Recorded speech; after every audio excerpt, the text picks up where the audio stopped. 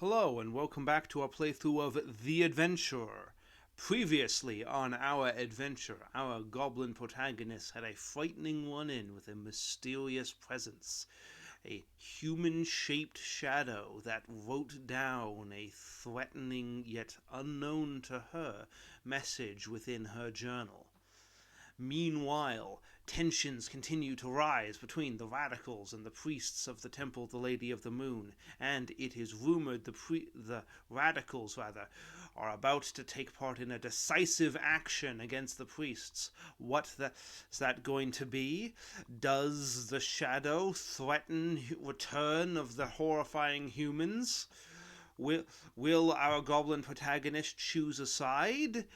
I have no idea. Let's find out by drawing the cards. Yes, so as always, if you want a more detailed breakdown of the rules or the story so far, check out my previous episodes.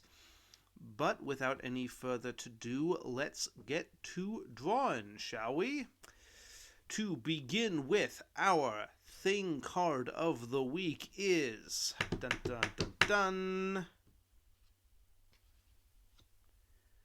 The remains of a past visitor. Okay.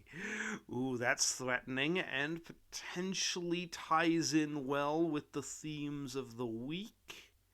Okay. I can see how this works, but let's see what our being card is this week. Dun dun dun dun. Our being card is... a playful creature. Okay, that's a bit of a swerve, not exactly thematically appropriate. I could make that work, probably. Well, I'm gonna have to. So, all right. Finally, our theme of the week to tie it all together is dun dun dun dun. The Wheel, reversed. Also known as the Wheel of Fortune, but this card just lists it as the Wheel. And it signifies, according to my sources, bad luck, lack of control, clinging to control, unwelcome changes, and delays. Ooh, okay. Now that does feel very thematically appropriate.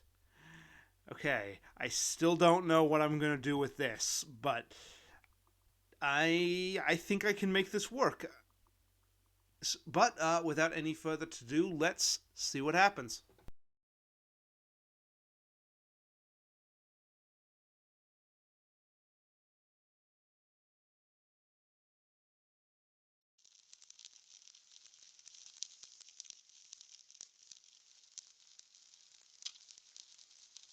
Later on, the same day.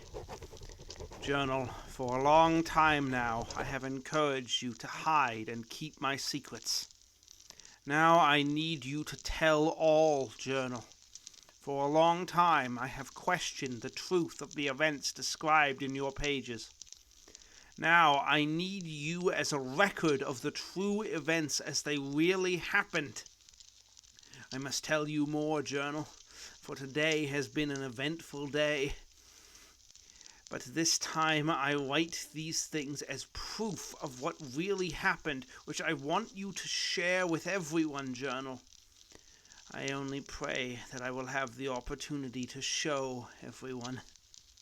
Let me continue where I left off, so you fully know what happened. When I wrote in you last, Journal, I told you of the shadow thing that reached out to me.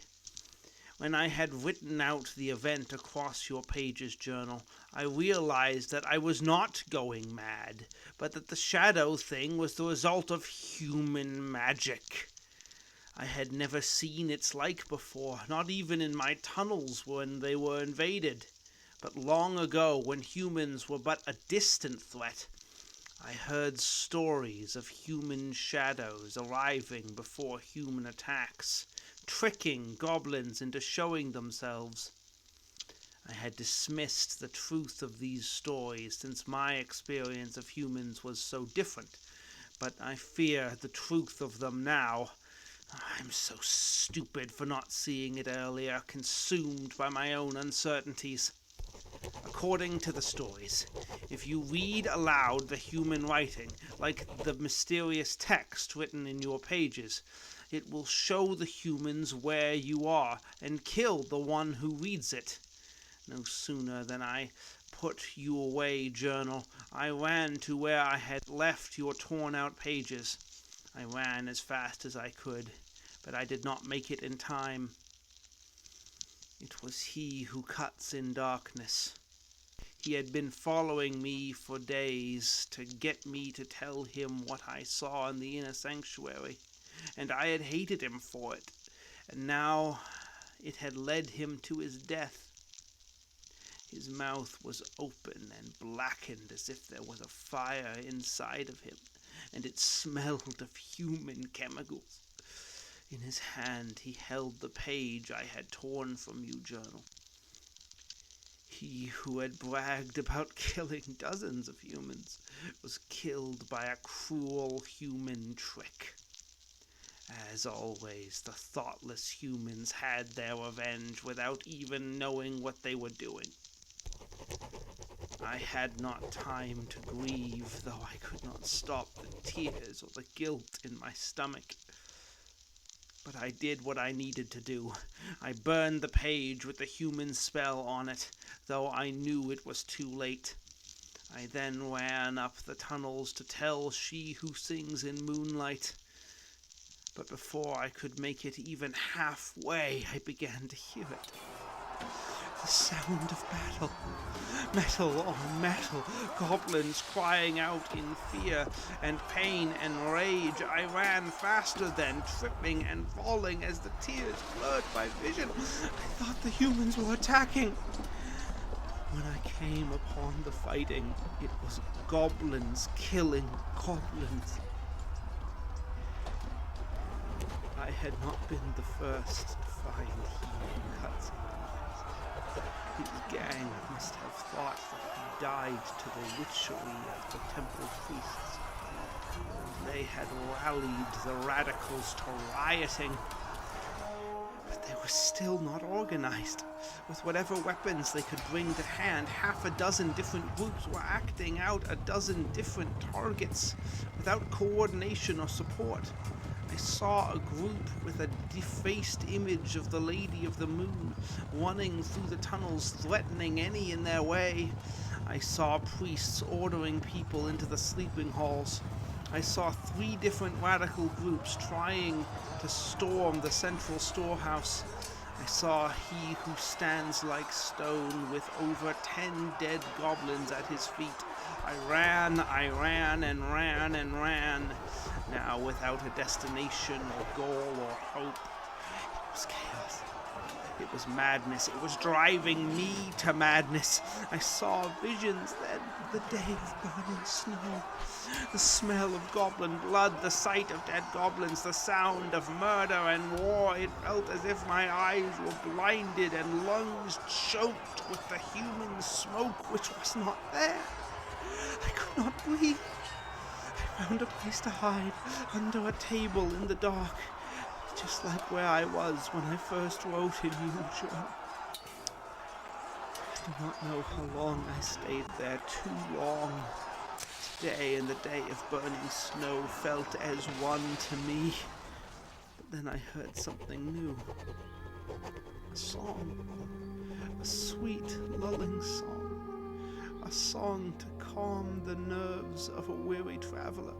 A song to convince people that they are safe even when they are not. It pulled me back to myself. It placed me in time and space. It reminded me of my purpose. It was Rapunzel. She had found me amid the madness, as I had found her among the ruin of fairies. She had held on to me as strongly as her tiny body could manage, and sung to me one of her fairy songs. I did not deserve a friend like her, but she saved me. Now I wait for a moment to escape in the safety and I write in you to steady myself and recount my testimony. I pray to the Lady of the Moon that I can get to She Who Sings in Moonlight and share you with her. I pray we can stop this, that I am not too late, that we will not do the humans' work before they arrive. Well, that was session 11. Very dramatic, very exciting. Tensions have finally come to a head between the Temple of the Lady of the Moon and the Radicals. And on top of that, our poor protagonist is brought back to that horrible day way at the beginning when she was attacked by humans. And the human threat is not through with her yet, as once more potential human attack rears its gruesome head. What will happen next? I'm not entirely sure, honestly. It depends on the cards. Although that said, I did bend the rules a little this time to fit the things that didn't quite belong. But I think Rapunzel made for a very good, playful creature, even if she is a character we're already familiar with. But, in more pressing news, whether or not our story comes to an end in the next few weeks depends very much on the cards we draw and just whether it seems appropriate. I'm thinking that either if our protagonist is able to drive off the human attack and bring peace to the Temple of Lady of the Moon, I might end the story there and we'll move on to a new game. But if potentially she runs again, we'll continue the cycle and continue drawing destination and event cards as she is once again en route to a new location. So, if you want to find out what happens, come back next week.